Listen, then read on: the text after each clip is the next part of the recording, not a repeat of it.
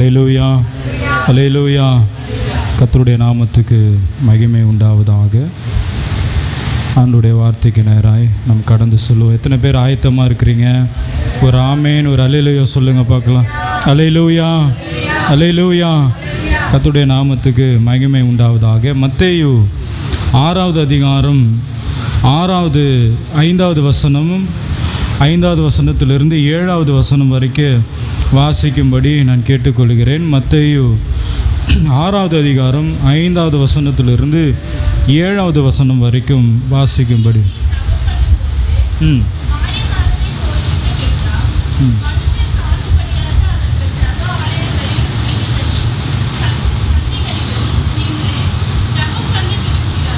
ம்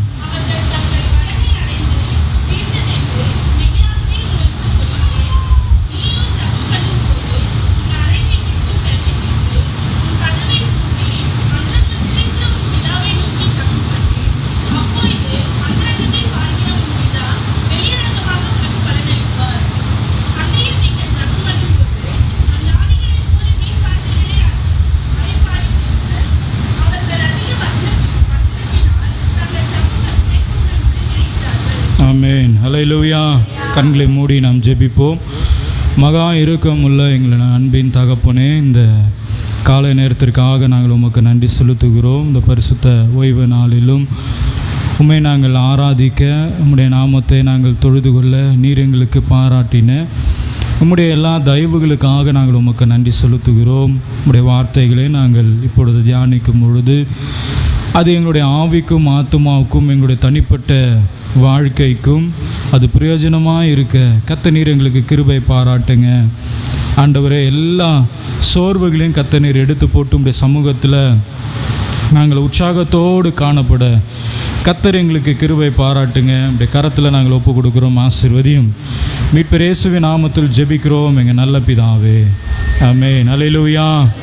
6வது வசனத்தில் நம்ம வாசிக்கிறோம், நீயோ ஜெபம் பண்ணும் பொழுது உன் அறை வீட்டுக்குள் பிரவேசித்து உன் கதவை பூட்டி அந்தரங்கத்தில் இருக்கிற உன் பிதாவை நோக்கி ஜெபம் பண்ணு. அப்பொழுது அந்தரங்கத்தில் பார்க்கிற உன் பிதா வெளியரங்கமாய் உனக்கு பலன் அளிப்பார். அல்லேலூயா.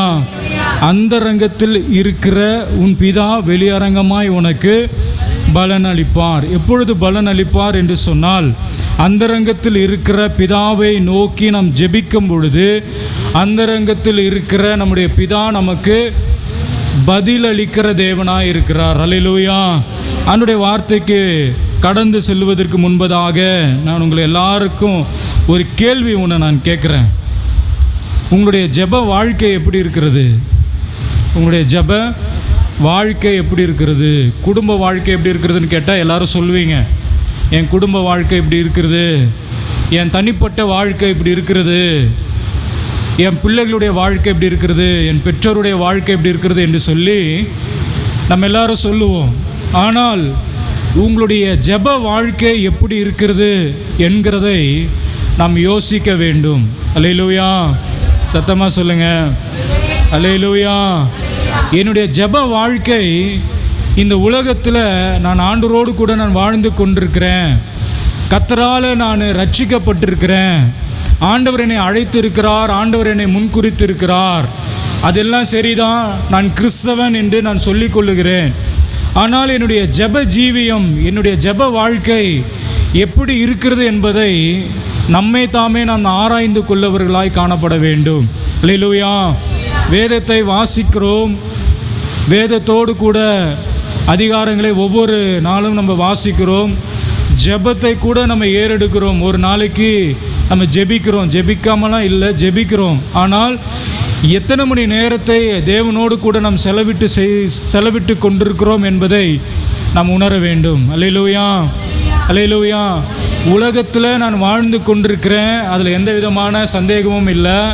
இந்த உலகத்தில் எனக்கு வேண்டியதெல்லாம் நான் வாங்கி கொள்ளுகிறேன், பெற்றுக்கொள்ளுகிறேன், என்னுடைய விருப்பம்படியெல்லாம் நான் வாழுகிறேன். ஆனால் என்னுடைய ஜெப வாழ்க்கை, ஜெப நேரம், ஆண்டவரோடு கூட நான் செலவிடுகிற நேரம், ஆண்டவரோடு கூட நான் இடைப்படுகிற நேரம் 24 மணி நேரத்தில் அல்லது என்னுடைய பூரண என்னுடைய வாழ்க்கையில் இம்மட்டுமாய் ஆண்டவர் என்னை நடத்தி வந்தார். இந்த 40 வயது, இந்த 50 வயது, 60, 70, 80, இந்த 100 வயது வரைக்கும் என்னுடைய ஜெப வாழ்க்கை நான் ஆண்டவரிடத்தில் எவ்வளவு நேரம் செலவிட்டு இருக்கிறேன், எத்தனை நாள் நான் தேவனோடு கூட நான் செலவிட்டு இருக்கிறேன் என்பதை நாம் யோசிக்க வேண்டும். அல்லேலூயா, அல்லேலூயா. என்கிட்ட ஒரு தம்பி ஒருத்தர் ஒரு கேள்வி ஒன்று கேட்டான். என்னென்னா, நம்ம ஜெபிக்கணுமா, அந்த ஜெபம் ரொம்ப அவசியமா, நம்ம ஏன் ஜெபிக்கணும்? ஆண்டவர் சொல்லியிருக்கிறார் இல்லையா, நீ வேண்டிக் கொள்வதற்கு முன்பதாகவே இன்னது தேவை என்பதை நான் அறிந்திருக்கிறேன் என்று ஆண்டவர் சொல்லியிருக்கிறாரு. அப்போ நம்ம ஆண்டவர்கிட்ட ஜெபித்து தான் ஆண்டவர்கிட்ட நம்ம பெற்றுக்கொள்ளணுமா? நம்ம ஜெபிப்பதற்கு முன்பதாகவே ஆண்டவர் நம்முடைய வேண்டுதல்களை தெரிந்து இருக்கிறார்ல அப்படின்னு சொல்லும் பொழுது நான் சொன்னேன், ஜெபம் என்பது உங்கள் தனிப்பட்ட ஒரு விருப்பம். அது நீங்களும் ஆண்டவரோடு கூட இடைப்படுகிறதான ஒரு காரியம். இதை நீங்கள் யாரும் கட்டாயெல்லாம் படுத்த முடியாது. நீங்கள் ஜெபம் பண்ணுங்க, ஜெபம் பண்ணி தான் ஆகணும்னு யாரும் என்ன பண்ண முடியாது, கட்டாயப்படுத்த முடியாது. சொல்லலாம், நீங்கள் ஜெபம் பண்ணலாம், நீங்கள் ஆண்டவர்கிட்ட நீங்கள் ஜெபிங்க, ஆண்டவர் உங்களுக்கு நன்மை செய்வார் அப்படின்னு சொல்லலாமே ஒழிய யாரும் என்ன பண்ண முடியாது, கட்டாயப்படுத்த முடியாது. நம்முடைய விருப்பம்தான். ஜெபிக்கிறதும் ஜெபிக்காமல் இருப்பதும் யாருடைய விருப்பம்? நம்முடைய விருப்பம். நான் இன்னொன்று புரிகிற மாதிரி சொல்கிறேன், நம்ம குளிக்கிறதும் குளிக்காமல் இருக்கிறதும் நம்முடைய விருப்பம். குளிக்கிறதும் நம்முடைய விருப்பம். யாரும் நம்மளை கட்டாயப்படுத்த முடியாதுன்னா முடியாது, அவ்வளோதான். ஆனால் நாரி போகிறது யார்? நம்ம தான். யார் மேலே நாத்தடிக்கும்? நம்ம மேலே தான் நாத்தடிக்கும். 2 நாளைக்கு மேலே 3 நாளைக்கு மேலே நம்மக்கிட்ட யாரும் என்ன பண்ண முடியாது. அப்போ சரீர பிரகாரமான ஒரு சுத்திகரிப்பு நமக்கு தேவைப்படுகிறது என்று சொன்னால், ஆவிக்குரிய வாழ்க்கையில் ஜெபம் என்பது மிகவும் அவசியமான ஒன்று. எதுவுமே கட்டாயம் இல்லை. நீங்கள் பல்லு வளர்க்கணுன்னா கூட ஒன்றும் கட்டாயம்லாம் இல்லை. ஆடு மாடுலாம் பல்லு விளக்கிட்டா சாப்பிடுதுன்ற மாதிரி நம்மளும் என்ன பண்ணிக்கலாம், சாப்பிட்டுடலாம். ஆனால் அதனால் பலவீனங்கள் வரும், அதனால் வியாதிகள் வரும், அதனால் பிரச்சனைகள் வரும், அதனால் கிருமிகள் வரும், அதனால் சில உடலில் சில பலவீனங்கள் வரும். இப்போ இந்த பலவீனங்கள் எல்லாம் நம்ம தவிர்க்கணும்னு சொன்னால் நம்ம எப்படி குளித்து சுத்தமாகிறோமோ அதே போல் ஆவிக்குரிய வாழ்க்கையில் ஜெபம் என்பது மிகவும் முக்கியமான ஒன்றாய் காணப்படுகிறது. அல்லேலூயா, அல்லேலூயா. யோபு சொல்லும் பொழுது அழகாக சொல்லுவார். 21வது அதிகாரம் 15வது வசனத்தில், சர்வ வல்லவரை நான் சோதிக்கவர் யார்? அவரை நோக்கி ஜெபம் பண்ணுகிறதினால் நமக்கு பிரயோஜனம் என்ன என்கிறார்கள். அவரை நோக்கி நான் ஜெபிக்கிறதுனால எனக்கு என்ன பிரயோஜனம்? இன்றைக்கி சில நேரத்தில் நமக்கு அப்படி தான் சந்தேகம் ஓடிக்கிட்டே இருக்கும் மனசில். நான் ஜெபிக்கிறதுனால எனக்கு என்ன பிரயோஜனம்? நான் ஜெபிக்கிறதுனால எனக்கு என்ன யூஸ்? காலையில் எழுந்து நான் ஜெபிக்கிறதுனால எனக்கு எந்த பிரயோஜனமும் இல்லை. எந்நேரமும் நான் ஜெபிக்கிறதுனால எனக்கு எந்த ஒரு பலனும் இல்லை. ஒவ்வொரு நாளும் நான் ஜெபிக்கிறதுனால எனக்கு எந்த விதமான பலனும் இல்லை. நான் ஏன் ஜெபிக்கணும் அப்படின்னு ஒரு கேள்வி எல்லாருக்குமே இருக்கும். எப்போ வரும்னு கேட்டிங்கன்னா, நமக்கு பிரச்சனை வரும் பொழுது, நமக்கு ஏதாயிலும் ஒரு பலவீனங்கள் வரும் பொழுது, நமக்கு போராட்டங்கள் அவமானங்கள் வரும் பொழுது நம்ம கேட்போம், ஜெபித்து என்ன பிரயோஜனம்? ஜெபம் பண்ணி என்ன பிரயோஜனம்? ஜெபம் பண்ணி என்ன பிரயோஜனம்? ஜெபித்து என்ன பிரயோஜனம்? நீங்கள் எப்படி ஆண்டவரோடு கூட நீங்கள் எவ்வளவு நெருக்கமாக இருக்கிறீங்க என்பதை எது காட்டுன்னு கேட்டிங்கன்னா, இந்த ஜெபம் காமிக்கும். அல்லேலூயா. உங்களுக்கு ரொம்ப நீங்கள் விருப்பப்படுறீங்க அப்படின்னு சொன்னால், நீங்கள் ரொம்ப அவங்கக்கிட்ட போய் எல்லாத்தையும் நீங்கள் என்ன பண்ணுவீங்க, சொல்லுவீங்க. அவங்கள்ட்ட எல்லாத்தையும் நீங்கள் ஷேர் பண்ணுவீங்களா? அதே போல் ஆண்டவரிடத்தில் நம்முடைய காரியங்கள் எல்லாவற்றையும் சொல்லுகிறதுக்கு பேர் தான் என்னதுன்னா ஜெபம் என்கிறது. அல்லேலூயா. மற்றவர்களுக்கும் நமக்கும் உள்ள வித்தியாசம் என்னன்னு கேட்டால், நம்முடைய ஆண்டவர் எப்படிப்பட்டவர்னா நம்முடைய ஜெபத்தை கேட்கிறவர். நம்முடைய ஜெபத்தை கேட்கிறவர். நீங்கள் 2 நாளாகமும் 7வது அதிகாரம் 15வது வசனத்தில், இந்த ஸ்தலத்தில் செய்யப்படும் ஜெபத்திற்கு என் கண்கள் திறந்தவைகளும் என் செவிகள் கவனிக்கிறவர்களுமாயிருக்கிறது.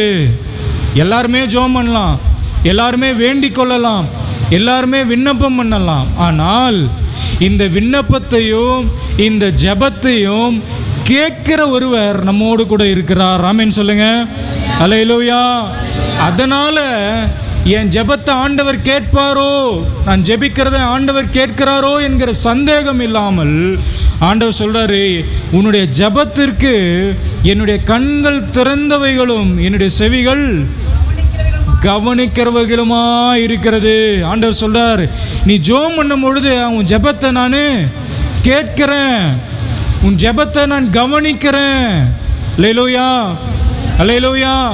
ஏதோ ஒரு கல்லுக்கிட்டேயோ ஏதோ ஒரு மண்ணுக்கிட்டேயோ ஏதோ ஒரு சிலைக்கிட்டேயோ போய் நம்ம ஜெபிக்கலை.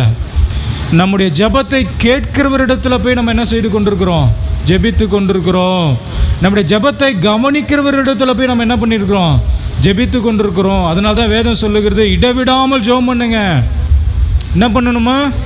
இடைவிடாமல். 1 தெசலோனிக்கேயர் 5:17 இடைவிடாமல் ஜெபம் பண்ணணும். லூக்கா 18:1 வாசிக்கிறோம், சோர்ந்து போகாமல் எப்போதும் ஜெபம் பண்ணணும்.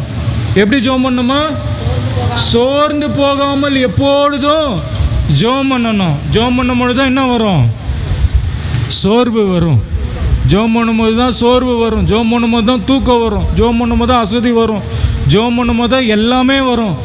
சுறுசுறுப்பாக இருக்கணும். நான் போன வாரம் முந்தின வாரமோ சொன்னேன், தூக்கம் வரலன்னா ஒரு 5 நிமிஷம் உட்காந்து ஜெபம் பண்ண நல்லா தூக்கம். அப்போது பாருங்கள், ஜெபத்தை தேவன் கேட்கிறார் என்கிற அந்த ஒரு சிந்தனை நமக்கு தேவைப்படுகிறது. அல்லேலூயா. நீங்கள் கொலோசியர் 4:2 வாசிக்கும் பொழுது விழித்திருந்து ஜெபம் பண்ணுங்க. எப்படி ஜெபம் பண்ணணுமா? விழித்திருந்து ஜெபிக்கணும், விழித்திருந்து ஜெபம் பண்ணணும், விழித்திருந்து ஜெபிக்கணும், இடைவிடாமல் ஜெபிக்கணும். அப்புறம் சோர்ந்து போகாமல் ஜெபம் பண்ணணும், இடைவிடாமல் ஜெபம் பண்ணணும், சோர்ந்து போகாமல் ஜெபம் பண்ணணும், விழித்திருந்து ஜெபம் பண்ணணும். அப்போ ஜெபம் நமக்கு முக்கியம். நான் கிறிஸ்தவன், நான் சபைக்கு போகிறேன், நான் கர்த்தரால் தெரிந்து கொள்ளப்பட்டவன், நான் கர்த்தரால் முன்குறிக்கப்பட்டவன். நாங்களாம் யார் தெரியுமா? நாங்கள் கிறிஸ்தவர்கள். அதுவும் நாங்களாம் பெண்டிகாஸ்டல் கிறிஸ்தவர்கள். எந்த யூஸும் இல்லை, எந்த யூஸும் இல்லை. ஜெபம் இல்லைன்னா ஒன்றும் இல்லை. ஜெபம் அவசியம். ஜெபிக்கிறவர்களாக நாம் இருக்க வேணும். அல்லேலூயா. உங்கள் மனசாட்சியை தொட்டு சொல்லுங்கள், ஒரு நாளைக்கு எவ்வளோ நேரம் செலவிடுறீங்க ஜெபத்தில்? ஒரு நாளைக்கு எவ்வளோ நேரம் ஜெபம் பண்ணுறீங்க? உங்கள் ஜெப வாழ்க்கை எப்படி இருக்கிறது? ஆண்டவரோடு கூட இருக்கிறீங்களா? ஆண்டவரோடு கூட இடைப்படுறீங்களா? ஆண்டவரிடத்தில் தெரியப்படுத்துகிறீங்களா? ஜெபம் என்றால் என்ன அப்படின்னு கேட்டிங்கன்னா, நீங்கள் பிலிப்பியர் 4வது அதிகாரம் 6வது வசனத்தில் வாசிக்கிறோம். பிலிப்பியர் 4:6 வாசிங்க. நீங்கள் ஒன்றுக்கும் கவலைப்படாமல் எல்லாவற்றையும் குறித்து விண்ணப்பங்களையும் சோத்ரோ ஜெபத்தினாலும் வேண்டுதலினாலும் தேவனுக்கு தெரியப்படுத்துங்க. சொல்கிறது, ஆண்டவரோடு கூட பேசுகிறது. ஜெபம் என்றால் என்ன? ஆண்டவரோடு கூட பேசுறது. நமக்கு வருகிற சூழ்நிலைகளை எல்லாவற்றையும் ஆண்டவரிடத்தில் தெரியப்படுத்துகிறது.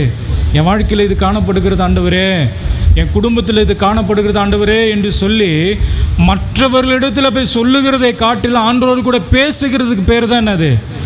சத்தமாக சொல்லுங்கள். ஆண்டவரோடு கூட பேசுகிறது பேர் தான் என்னது? ஜெபம்.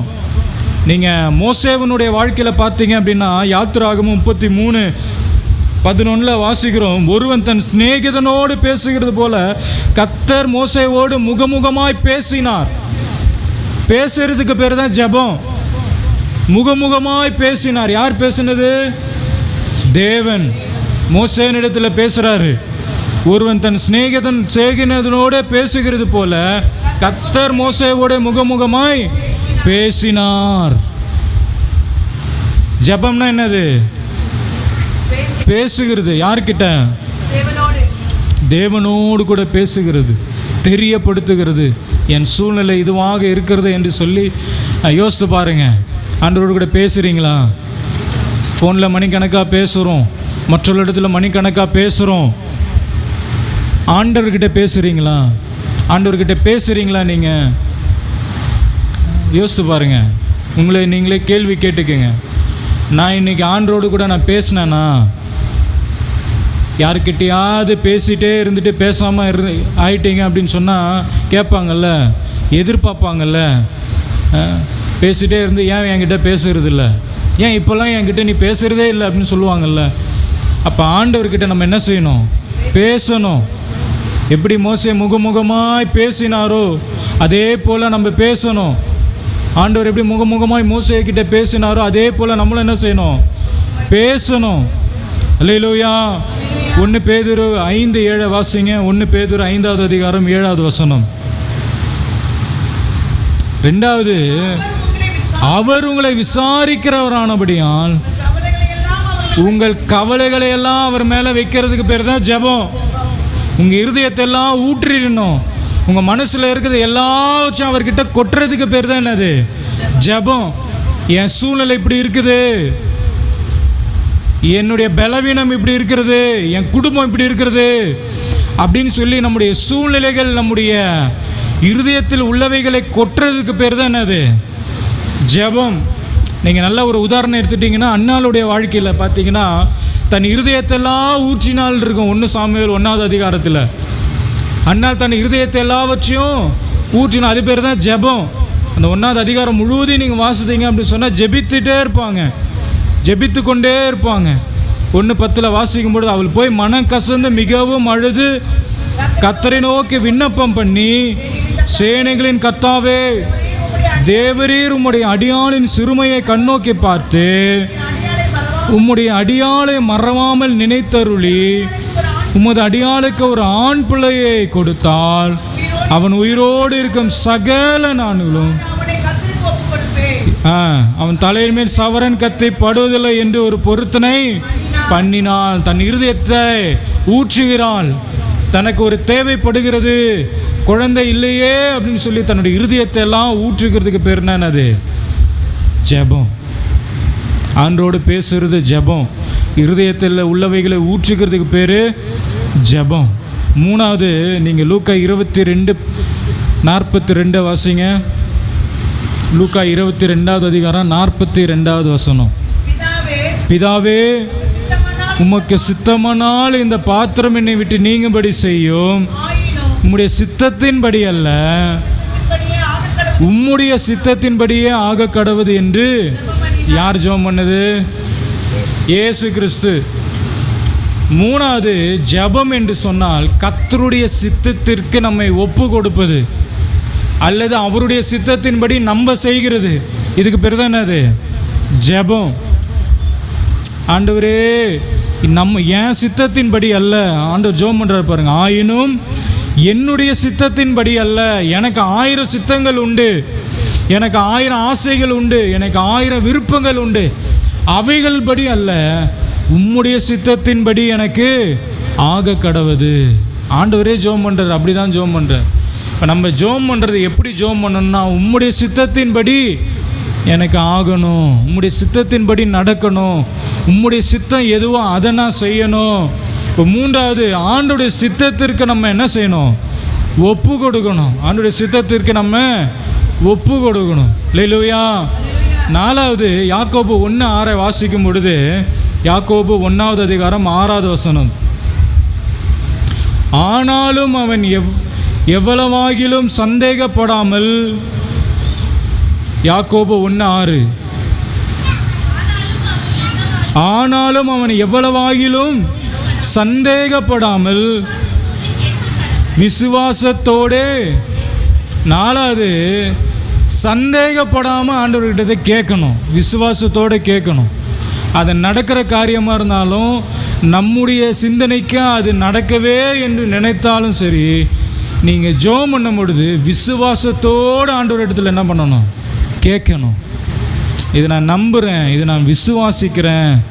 நீங்கள் உதாரணத்துக்கு பார்த்தீங்கன்னா, எலியாவினுடைய வாழ்க்கையில் 1 ராஜாக்கள் 18 வாசித்து பார்த்தீங்கன்னா, மழை பெய்யணுன்னா மழை பெய்யும், மழை பெய்யக்கூடாதுன்னா மழை பெய்யாது. இது விசுவாசத்தினுடைய ஜெபம். இது அவன் ஜெபம் பண்ணுறாரு, எலியார் ஜெபம் பண்ணுறாரு. மழை பெய்யக்கூடாது அப்படின்னா மழை பெய்யலை, மழை வரணும்னு சொன்னால் இந்த விசுவாசத்தின்படி நம்ம என்ன செய்ய வேண்டும்? ஜெபிக்கிறவர்களாய் நாம் காணப்பட வேண்டும். அல்லேலூயா. 5வது எப்படி ஜெபிக்கணும் அப்படின்னு கேட்டிங்கன்னா, 1 தெசலோனிக்கேயர் 5வது அதிகாரம் 18வது வசனத்தை வாசிங்க. எல்லாவற்றிலேயும் ஸ்தோத்திரம் செய்யுங்கள். ஸ்தோத்திரம்னா என்னது? ஸ்தோத்திரம் செய்யுங்கள். ஸ்தோத்திரம்னா என்னது? நன்றி செலுத்துவது. ஸ்தோத்திரம்னா நன்றி சொல்றது. அப்போ இந்த இடத்துல வாசிக்கிற எல்லாவற்றிலும் ஸ்தோத்திரம் செய்யுங்கள். அப்படி செய்வது சித்தமாக இருக்கிறது. ஜெபம் பண்ணும்பொழுது முதல்ல நன்றி செலுத்தும். நீ செய்த நன்மைகளுக்கு நன்றி, நீ செய்த உபகாரங்களுக்கு நன்றி, நீ செய்த எல்லா காரியங்களுக்கு நான் உமக்கு நன்றி செலுத்துகிறேன். ஜெபிக்கிட்டு ஜெபம் பண்ணும்பொழுது விண்ணப்பங்கள், வேண்டுதல்கள் எதுவாக இருந்தாலும் சரி ஆண்டவருக்கு தெரியப்படுத்துவதற்கு முன்பதாக முதல்ல நம்ம என்ன பண்ணணும்னா ஆண்டவருக்கு நன்றி செலுத்தணும், ஸ்தோத்திரம் சொல்லணும். ஒரு 5 நிமிஷமாச்சும் ஸ்தோத்திரம் ஸ்தோத்திரம் ஸ்தோத்திரம் ஸ்தோத்திரம் ஸ்தோத்திரம் ஸ்தோத்திரம் என்ன செய்யணும்? சொல்லிக்கொண்டே இருக்கணும். நீங்கள் இயேசு கிறிஸ்துனுடைய வாழ்க்கையில் கூட பார்க்கும் பொழுது இந்த லூக்கா 22:19 இந்த அப்பத்தையும் அந்த வாசிங்க 22:19 பின்பு அவர் அப்பத்தை எடுத்து என்ன பண்ணி ஸ்தோத்திரம் பண்ணி அது பிட்டு அவர்கள் கொடுத்து, இது உங்களுக்காக கொடுக்கப்படுகிற என்னுடைய சரீரமாக இருக்கிறது, என்னை நினைவு கூறும்படி இதை அவர் பிட்டு ஸ்தோத்திரம் பண்ணி அவர் என்ன செய்கிறாரு? விட்டுறார். சாப்பிடும் பொழுது என்ன பண்ணணும்? சாப்பிட்றதுக்கு முன்னாடி ஆமாம், சாப்பிடும் போது நீங்கள் நம்மளை தவிர சில பேர் ஜெபம் பண்ணி சாப்பிட்றீங்க, அதில் எந்த இதுவும் இல்லை, அது நான் எதுவும் சொல்லலை. இந்த ஹிந்துஸ்லாம் பார்த்தீங்கன்னு வச்சுக்கிங்களேன், முதல்ல படைச்சிட்டு தான் என்ன பண்ணுவாங்க? சாப்பிடுவாங்க. அதே போல் நீங்கள் ஹோட்டலில் போனாலும் சரி முதல்ல வச்சுட்டு தான் அப்புறமா என்ன பண்ணுவாங்க? கஸ்டமருக்கு அட்லீஸ்ட்டு ஒரு 2 வடை எடுத்து காக்காச்சும் என்ன பண்ணுவாங்க? தூக்கி போடும். இந்த முஸ்லீமு கூட எடுத்துகிட்டு பார்த்தீங்கன்னு வச்சுங்களேன், முதல்ல அதை எடுத்து என்னமோ சொல்லிட்டு தான் என்ன பண்ணுவாங்க? சாப்பிடுவாங்க. நீங்கள் கவனிச்சு பாருங்கள், முஸ்லீம் எடுத்து டப்புக்கெல்லாம் சாப்பிட மாட்டாங்க. ஏதோ ஒன்று அல்லா இல்லை ஏதோ ஒன்று சொல்லிட்டு தான் என்ன பண்ணுவாங்க? சாப்பிடுவாங்க. அதே மாதிரி ஹிந்துஸ் எடுத்துக்கோங்க, ஏதாவது ஒன்று நம்ம தான் என்ன பண்ணுறது? இலையில் வச்சுன்னா முதல்ல எடுத்து என்ன பண்ண லடக் எடுத்து வாயில் வச்சிடுறது. சாப்பிட்டுட்டு ஜெபம் பண்ணுறோம், ஆண்டவரே எனக்கு எதுவும் ஆகக்கூடாது, வயிற்றுலாம் கலக்கக்கூடாது அப்படின்ட்டு என்ன பண்ணுறது? ஜெபம் பண்ணு. எதுவாக இருந்தாலும் என்ன பண்ணணும்? அட்லீஸ்ட் ஸ்தோத்திர ஆண்டவரே, ஒரு டீயை குடிதான் ஸ்தோத்திர ஆண்டவரேன்னு சொல்லிட்டு என்ன பண்ணுங்க? குடிங்க. சாப்பிடும் போது ஜெபம் பண்ணிவிட்டு சாப்பிடுங்க. எத்தனை பேர் ஜெபம் பண்ணிட்டு சாப்பிட்றீங்க? சாப்பாட்டு மேலே கையை வச்சு ஜெபம் பண்ணுங்க. கற்று நமக்கு கொடுத்தது அந்த பழக்கத்தெல்லாம் கற்றுக்குங்க. இதெல்லாம் ஜெப வாழ்க்கை, இதெல்லாம் ஜெப வாழ்க்கை. வண்டியில் போகும்போது ஜெபம் பண்ணிட்டு போங்க, நடக்கும் போது ஜெபம் பண்ணுங்க, படுக்கும் போது ஸ்தோத்திரம் பண்ணுங்க. எப்பொழுதும் ஜெபிக்கணும், எப்பொழுதும் என்ன பண்ணணும்? ஸ்தோத்திரிக்க வேண்டும். நீங்கள் இயேசு கிறிஸ்துடைய வாழ்க்கையில் பார்க்கும்பொழுது கூட நீங்கள் லூக்கா 5:16 தனித்திருந்து ஜெபித்தாருன்னு இருக்கும். தனித்திருந்து ஜெபித்தார். எங்கள் வீட்டில் கெஸ்ட்டு வந்துட்டாங்க, அதனால் என்னால் ஜெபிக்க முடியல இன்றைக்கி, அப்படி சொல்லக்கூடாது. எப்படி ஜெபம் பண்ணணும்? தனியாக போகணும். அவரோடு கூட திரளான ஜனங்கள் இருந்தாங்க, சீஷர்கள் இருந்தாங்க, ஆனாலும் அவர் போய் தனியாக என்ன பண்ணிடுவார்? போயிடுவார். இந்த கெத்செமனே தோட்டத்தில் கூட பார்க்கும்போது தனித்து போய் என்ன பண்ணுறாரு? ஜெபம் பண்ணுறாரு. உங்கள் மனசாட்சியை கையை வச்சு கேட்டு பாருங்கள், நான் தனித்து இருந்து நான் ஜெபிக்கிறேனா? என் ஜெப வாழ்க்கையில் நான் தனிமையாக இருந்து நான் ஜெபிக்கிறேனா? கேட்டு பாருங்கள். மார்க் 1:33 அதிகாலையில் ஜெபித்தார். மார்க் 1:35 அவர் அதிகாலையில் எழுந்து என்ன பண்ணார்? ஜெபிக்கிறாரு. எங்கே ஜெபிக்கிறது? எழுந்துக்கிறது 8 மணி 9 மணிக்கு. அதிகாலையில் எழுந்து எங்கே ஜெபம் பண்ணுறது? ஜெபம் பண்ணணும். அல்லேலூயா. லூக்கா 6:12 இரவில் ஜெபிக்கிறாரு. லூக்கா 22:44 எல்லா துன்பமான நேரத்தில் என்ன பண்ணுறாருன்னா ஜெபிக்கிறாராம். லூக்கா 23:34 மற்றவர்களுக்காக ஜெபிக்கிறாரு. யோவான் 17 தன்னுடைய சீஷர்களுக்காக ஜெபிக்கிறார். லூக்கா 22:19 நன்றி சொல்லி ஜெபம் பண்ணுறாரு. இயேசு கிறிஸ்து இந்த 33.5 வருஷம் ஊழியத்தினுடைய வாழ்க்கையில் அவர் எப்படி பிரயாணித்தார் என்று சொன்னால் ஜெபம் மாத்திரம்தான். அல்லேலூயா, அல்லேலூயா. எல்லா நேரத்திலும் அவர் ஜெபிக்கிறவராய் காணப்பட்டார். வேதத்தில் அநேக பரிசுத்தவான்களும் ஜெபித்தாங்க, மற்றவர்களுக்காக ஜெபித்தார்கள். ஜெபித்ததுனால தான் அவருடைய வாழ்க்கையில் ஜெயத்தை பெற்றுக்கொண்டார்கள். நான் ஜெபமே பண்ண மாட்டேன், ஆண்டவர் என்னை ஆசீர்வதிக்கணும்னா நடக்காத காரியம். ஆண்டவர்கிட்ட நீங்கள் பேசாமல் ஆண்டவர்கிட்ட நன்மையை பெற்றுக்கொள்ள முடியாது. ஆண்டவர்கிட்ட நேரத்தை செலவிடாமல் ஆண்டவர்கிட்ட என்ன செய்ய முடியாது, நன்மையை பெற்றுக்கொள்ளவே முடியாது. ஜெப வாழ்க்கை எப்படி இருக்கிறது? நான் ஜெபிக்கிறேனா? ரட்சிக்கப்பட்ட ஆரம்பத்தில் நான் ஜெபித்து கொண்டிருந்தேன், ரட்சிக்கப்பட்ட புதுசில் நான் நல்லா ஜெபித்தேன். இன்னைக்கு என் ஜெப வாழ்க்கை எப்படி இருக்குது? அல்லேலூயா. ஆபிரகாமுடைய வாழ்க்கையில் சோதோமுக்காக அவர் ஜெபித்தார், ஜெபிக்கிறவராய் காணப்பட்டார், ஜெபம் பண்ணார், வேண்டிக் கொண்டார், விண்ணப்பத்தை ஏறெடுத்தார். ஆதியாகமம் 18:22 நீங்கள் வாசிக்கும் பொழுது ஆபிரகாம் தேவனிடத்தில் வேண்டிக் கொண்டான் என்று இருக்கும். அதே போல் ஆதியாகமம் 25:21 வாசிக்கும் பொழுது ஈசாக்கு தன் மனைவி ரெபேக்காளுக்காக ஜெபித்தார்ன்னு இருக்கும்.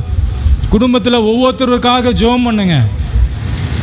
நான் அவங்களுக்காக ஜெபம் பண்ண மாட்டேன், எனக்கு சண்டை, அவங்களுக்காக நான் ஜெபம் பண்ண மாட்டேன், நான் பேசுகிறது கிடையாது, அதனால் நான் ஜெபம் பண்ணுறது கிடையாது, அப்படி என்ன பண்ணக்கூடாது, செய்யக்கூடாது. ஜெபிக்கிறவர்களாக, மற்றவர்களுக்கு ஜெபிக்கிறவர்களாக காணப்பட வேண்டும்.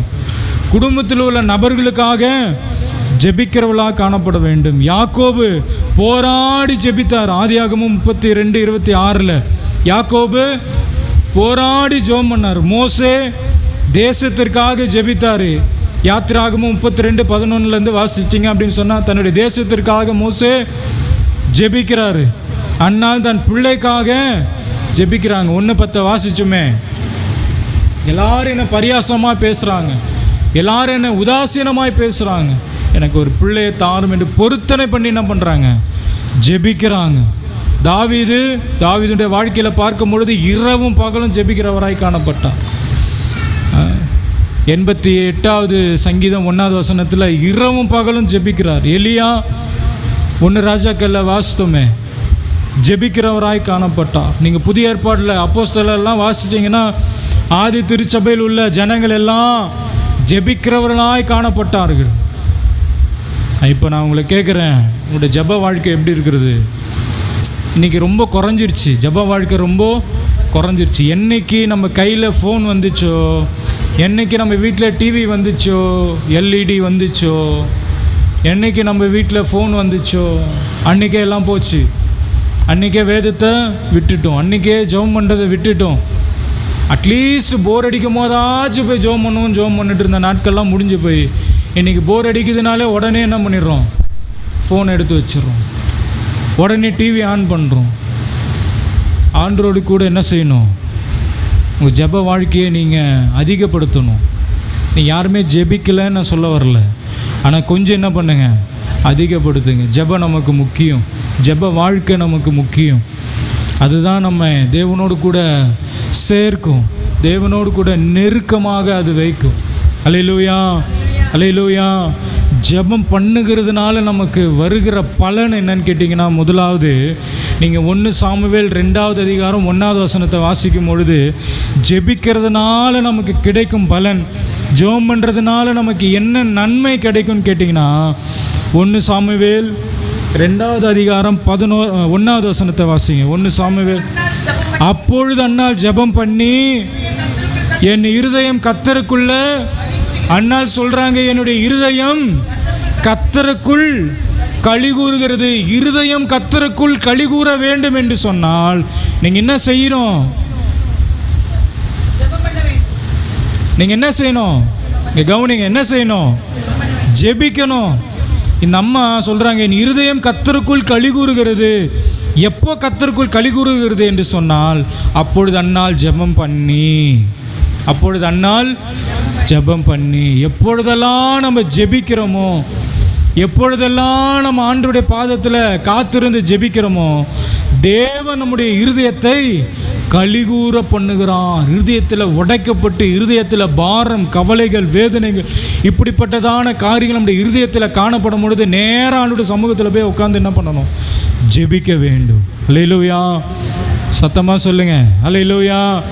அப்பொழுது அன்னாள் ஜெபம் பண்ணி, என் இருதயம் கர்த்தருக்குள் களி கூறுகிறது, என் கொம்பு கர்த்தருக்குள் உயருகிறது, என் பகைஞரின் மேல் என் வாயை திறந்திருக்கிறது, நம்முடைய ரட்சிப்பினாலே சந்தோஷப்படுகிறேன். எப்போ இருதயம் களி கூறும்? நீங்கள் எப்போ சந்தோஷம் அடைவீங்கன்னு சொன்னால் நீங்கள் ஜெபிக்கும் பொழுது. அல்லேலூயா. இப்போ முதலாவது நம்ம ஜெபிக்கும் பொழுது நம்முடைய இருதயத்தை தேவன் களி கூறும்படியாய் செய்கிறார். நம்முடைய இருதயத்தை தேவன் களி கூற பண்ணுகிறார், சந்தோஷப்படுத்துகிறார். வேதனை வந்துருச்சுன்னா உடனே நம்ம ஆப்போசிட்டாக பண்ணுவோம். கஷ்டம் வந்துருச்சுன்னா ஆப்போசிட்டாக பண்ணுவோம். ஜெபம் பண்ணுறதை ஸ்டாப் பண்ணிவிடுவோம். வேதத்தை வாசிக்கிறதை நிறுத்திடுவோம். யோபு சொன்னது போல், யோபுக்கிட்ட அவனுடைய சிநேகிதெல்லாம் ஜெபம் பண்ணுறதுனால என்ன பிரயோஜனம் அப்படின்ற மாதிரி, என்ன தான் ஜெபம் பண்ணாலும் எனக்கு இந்த கஷ்டம் வந்துட்டு தான் இருக்குது என்ன பண்ணிவிடுவோம், சொல்லிவிடுவோம். ஆனால் வேதம் சொல்லுகிறது, அன்னால் ஜெபம் பண்ணியது நிமித்தமாக தேவன் அவர்களுடைய இருதயத்தை கலிகூற பண்ணுகிறார். கலிகூற பண்ணுகிறதுனா என்னது? கலிகூற பண்ணுகிறதுனா என்னது? நல்லா ஃபேன்லாம் ஆஃப் பண்ணி விட்டேன், நல்லா சில்லு சில்லுன்னு உட்காந்துட்டு சொல்லுங்கள் சத்தமாக. கலிகூறதுனா என்னது? சந்தோஷப்படுறது. எப்போ சந்தோஷம் அடைவீங்க? ஜெபம் பண்ணும் பொழுது. அல்லேலூயா. நீங்கள் சந்தோஷமாக இருக்கணும், உங்களுடைய இருதயம் கலிகூற வேண்டும் என்று சொன்னால், நீங்கள் சந்தோஷமாக மகிழ்ச்சியாக இருக்கணும்னு சொன்னால், நீங்கள் முதல்ல என்ன பண்ணணும்? ஜெபம் பண்ணணும். ஜெபம் பண்ணுறதுனால உங்களுக்கு இருதயம் கலிகூற. ரெண்டாவது, லூக்கா 9வது அதிகாரம் 29வது வசனத்தை வாசிங்க. லூக்கா 9:29.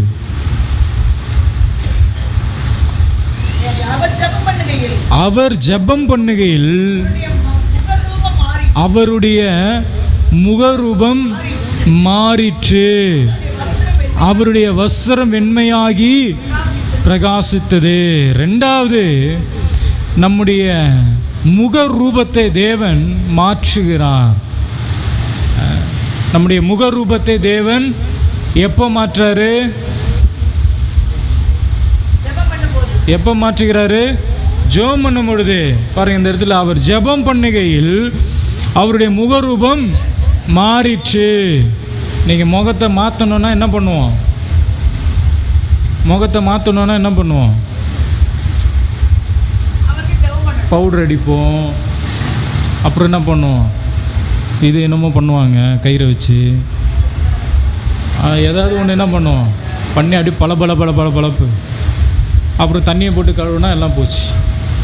தண்ணியை போட்டு கழுவுனா எல்லாம் போச்சு. இருக்கிற பெயிண்ட்டு சுண்ணாம்பு எல்லாத்தையும் அடித்து கிடிச்சு, இந்த பக்கம் ஒரு ரெட் கலர் ஒன்று அடித்து, இங்கே ஒரு ரோஸ் பவுடர் அடித்து கிடிச்சு எல்லாம் பளபளன்னு ஆக்கி விட்டு எல்லாம் பண்ணிவிட்டு கடைசியில் இருதயத்தில் அழுக்கு, இருதயத்தில் ஒன்றுமே கிடையாது. சில பேர் பார்த்தீங்கன்னா நல்லா சிரிச்சுனே இருப்பாங்க, ஆனால் உள்ளே எப்படி இருக்கும்? இருக்கும் கடுன்னு. சில பேர் பார்த்தீங்கன்னா முகத்தை விடியாது. எப்போ பார்த்தாலும் என்ன பண்ணுவாங்க? உருன்னே இருப்பாங்க. எப்போ பார்த்தாலும் உருன்னே இருப்பாங்க. ஆண்டவர் சொல்கிறாரு, நீங்கள் ஜெபம் பண்ணும் பொழுது உங்களுடைய முகத்தை தேவன் என்ன செய்கிறார்னா பிரகாசிக்கும்படியாக செய்வார். பிரகாசிக்க பண்ண ஏதோ ஒரு சந்தோஷம், ஏதோ ஒரு மகிழ்ச்சி உங்கள் முகத்தில் தெரியும். என்ன இந்த பிரதர் எப்பவுமே முகம் அப்படியே சந்தோஷமாக இருக்கார், மலர்ச்சியாக இருக்குது. அதுதான் இந்த சிஸ்டருடைய முகம் எவ்வளோ சந்தோஷமாக இருக்குது பாருங்கள், எவ்வளோ மலர்ச்சியாக இருக்குது பாருங்கள். எப்போ வரும்னு கேட்டிங்கன்னா, நீங்கள் ஜெபிக்கும் பொழுது இந்த இருதயத்தை தேவன் மகிழ்ச்சி ஆப்பாரம் ஜெபம் பண்ணும் பொழுது. ரெண்டாவது, நம்முடைய முகத்தை பிரகாசிக்க பண்ணுவார். பளிச்சுன்னு இருக்கும். பவுடரே போட மாட்டாங்க, மேக்கப்பே பண்ண மாட்டாங்க, ஆனால் முகம் எப்படி இருக்கும்? பளிச்சுன்னு இருக்கும், பிரகாசம், சந்தோஷமாக இருக்கும். ஜெபிக்கணும். ஜெபிக்கும் பொழுது நம்முடைய முகத்தை தேவன் என்ன செய்கிறாரு? பிரகாசிக்கிறார். அல்லேலூயா, அல்லேலூயா. மூணாவது, 2 நாளாகமும் 7:1 வாசிங்க. 2 நாளாகமும் 7வது அதிகாரம் 1வது வசனம்.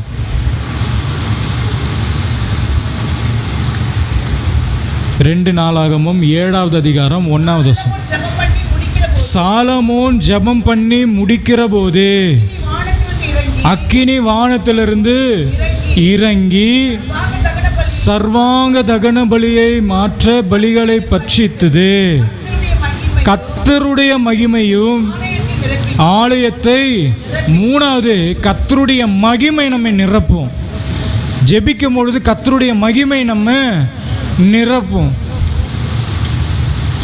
ஆண்டுடைய மகிமையை பார்ப்பீங்க, ஆண்டுடைய பிரசன்னத்தை உணர்வீங்க, ஆண்டுடைய தொடுதலை என்ன பண்ணுவீங்க, உணர்வீங்க. ஜெபிக்கும் பொழுது தான் இதெல்லாம் நீங்கள் என்ன செய்ய முடியும், அனுபவிக்க முடியும். ஒரு தெய்வீக ஒரு சந்தோஷம், சமாதானம், கர்த்தருடைய தொடுதல், ஆவியானுடைய அசைவாடுதல், ஆவியானுடைய அசைவாடுதலை நீங்கள் என்ன செய்வீங்க, உணர்வீங்க. இந்த இடத்துல மறுபடியும் அந்த வசனத்தை வாசிங்க. சாலமோன் ஜெபம் பண்ணி முடிக்கிற போது என்ன வந்துச்சு, என்ன வந்துச்சு? நம்ம ஜெபம் பண்ணும்போது என்ன வருது? தூக்கம் தான் வருது. நம்ம ஜெபம் பண்ணும்போது இப்போவே சில பேர் தூங்கிட்டு தான் இருக்கிறீங்க. நம்ம ஜெபம் பண்ணும்போது என்ன வருது? தூக்கம் வருது. சாலமோன் ஜெபம் பண்ணும்போது என்ன வருது? அக்கினி வருது. நீங்கள் ஜெபம் பண்ணும்போது என்ன வரணும்? அக்கினி வரணும். ஸ்தோத்திரம் ஆண்டவரே, நாங்கள் துதிக்கிறோம். அப்படி ஜெபம் பண்ணக்கூடாது, வல்லமையாக ஜெபம் பண்ணணும். அல்லேலூயா, அல்லேலூயா. அப்போ நீங்கள் ஜெபம் பண்ணும் பொழுது தேவனுடைய மகிமை ஆலயத்தை நிரப்பிற்றுன்னு வாசிக்கிறோம். அவருடைய மகிமை நம்முடைய சபையை நிரப்பணும், நம்முடைய குடும்பத்தை நிரப்பணும், நம்முடைய வீட்டை என்ன பண்ணணும், நிரப்பணும். அப்படி ஜெபம் பண்ணணும். அல்லேலூயா. ஜெபம் பண்ணும் பொழுது முதல்ல நம்முடைய இருதயத்தை தேவன் மகிழ பண்ணுறாரு. ரெண்டாவது ஜெபம் பண்ணும் பொழுது நம்முடைய முகத்தை தேவன் பிரகாசிக்க பண்ணுகிறார். மூணாவது அவருடைய மகிமையை நமக்கு காண்பிக்கிறார். அவருடைய மகிமையினால் நம்மை நிரப்புகிறார். அவருடைய மகிமையால் நம்ம நிரப்புகிறார். அடுத்தது 2 நாளாகமும் 7:14 வாசிங்க. 2 நாளாகமும், என் நாமம் தரிக்கப்பட்ட என் ஜனங்கள் தங்களை தாழ்த்தி ஜெபம் பண்ணி என் முகத்தை தேடி தங்கள் பொல்லாத வழிகளை விட்டு திரும்பினால் அப்பொழுது பரலோகத்தில் இருக்கிற நான் கேட்டு அவர்கள் பாவத்தை மன்னித்து என்னத்தை கொடுப்பாரு? ஜெபம் பண்ணும்பொழுது 4வது ஷேமத்தை கொடுப்பாரு. 4வது என்னத்தை கொடுக்குறாரு? ஷேமத்தை கொடுக்குறாரு. ஷேமம்னா என்னது? ஷேமம்னா ஆசீர்வாதத்தை. நம்ம ஜெபம் பண்ணும் பொழுது நம்முடைய குடும்பத்திற்கு தேவன் என்னத்தை கொடுக்குறாரு? ஷேமத்தை கொடுக்குறாரு, ஆசீர்வதிக்கிறாரு. ஆசீர்வதிக்கணும்னு சொன்னால், நம்முடைய குடும்பத்தில் இருக்கிற தரித்திரத்தை தேவன் மாற்றணும்னு சொன்னால், வறுமையை மாற்றணும்னு சொன்னால், நம்முடைய சூழ்நிலைகள் எல்லாவற்றையும் மாற்றணும்னு சொன்னால் நம்ம என்ன செய்ய வேண்டும்? ஜெபிக்கிறவளாய் காணப்பட வேண்டும். அடுத்தது எத்தனாவது? 5வது என்னது? 32:24 வாசிங்க. 2 நாளாகவும் 32:24. அந்நாட்களில் எசேக்கியா வியாதிப்பட்டு மரணத்திற்கு ஏதுவாய் இருந்தான். அவன் கர்த்தரை நோக்கி ஜெபம் பண்ணும்போது அவர் அவனுக்கு வாக்குத்தத்தம் பண்ணி என்ன பண்ணாரு?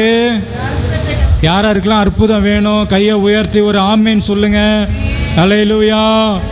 எசேக்கியா ஜெபம் பண்ணும் பொழுது தேவன் ஒரு அற்புதத்தை செய்தான். பலவீனமாய் இருந்தான், ஒரு வியாதி உள்ளவனாய் காணப்பட்ட அந்த எசேக்கியா. ஆனால் ஜெபிக்கிற நேரத்தில் தேவன் அவருடைய வாழ்க்கையில் ஒரு அற்புதத்தை தேவன் கட்டளையிட்டார். அல்லேலூயா. பாருங்கள், ஜெபிக்கிறதுனால என்னென்னலாம் நன்மை ஆண்டவர் நமக்கு கொடுக்குறாரு.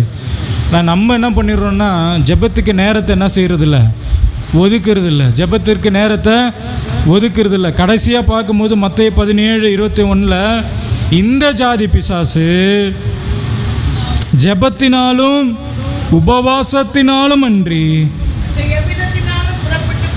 2வது பிசாசு என்ன பண்ணுமா? ஜெபிக்கிறதுனால புறப்பட்டு போகணும். பிசாசுன்னு சொல்லும் பொழுது நமக்கு வருகிறதான எல்லா நெருக்கம், நமக்கு வருகிறதுனால எல்லா பிரச்சனை, எல்லா போராட்டம், உபத்திரவம், கஷ்டம், சத்ரு எதெல்லாம் நம்முடைய வாழ்க்கையில் கொண்டு வருகிறானோ அவைகளில் இருந்து தேவன் நமக்கு ஒரு விடுதலையை கர்த்தர் கொடுக்கிறாரு. இந்த ஜாதி பிசாசு ஜெபத்தின இந்த பிசாசு நமக்கு பலவீனங்களை கொண்டு வருகிற சத்துரு, நமக்கு பிரச்சனையை கொண்டு வருகிற சத்துரு, நமக்கு உபத்திரவத்தை கண்ணீரை கொண்டு வருகிற, பலவீனங்களை கொண்டு வருகிற, குடும்பத்தில் சமாதான கேட்டை உண்டாக்குகிற இந்த பிசாசு எப்போ போகும்னு கேட்டிங்கன்னா நீங்கள் ஜெபிக்கும் பொழுது தான் அது போகும். அல்லேலூயா, அல்லேலூயா. எங்கள் லைனாக சொல்லுங்கள் பார்ப்போம். ஜெபிக்கிறதுனால தேவன் நமக்கு செய்கிற நன்மையை சொல்லுங்க பார்க்கும். முதல்ல நம்முடைய இருதயத்தை, என் இருதயத்தில் அவ்வளோ வேதனை, என்னுடைய இருதயத்தில் அவ்வளவு பாரம், என்னுடைய இருதயத்தில் சொல்ல முடியாத கஷ்டம் நீங்கள் சொல்வீர்கள் என்று சொன்னால் நீங்கள் போய் ஆண்டவர் இடத்துல என்ன பண்ணணும்? ஜெபிக்கணும். அப்போ உங்கள் இருதயத்தை தேவன் என்ன செய்கிறாரு? கலிகூற பண்ணுகிறாரு. ரெண்டாவது, நம்முடைய முகத்தை தேவன் பிரகாசிக்க பண்ணுகிறான். நம்முடைய முகத்தை தேவன் பிரகாச பண்ணுகிறார். அவலட்சணியமாக இருந்த, மற்றவர்களுக்கு வேண்டாததை போல காணப்படுகிற நம்முடைய முகத்தை தேவன் பிரகாசிக்க பண்ணுகிறான். இருளான முகத்தில் இருக்கிறதான எல்லா இருள்களையும் கர்த்தர் நீக்கி நம்முடைய முகத்தை தேவன் பிரகாச பண்ணுகிறார். மூன்றாவது, அவருடைய மகிமையினால் நம்மை நிரப்புகிறார். அவருடைய மகிமையினால் நம்மை நிரப்புகிறார். அவருடைய மகிமையினால் தேவன் நம்மை நிரப்புகிறார். நாலாவது,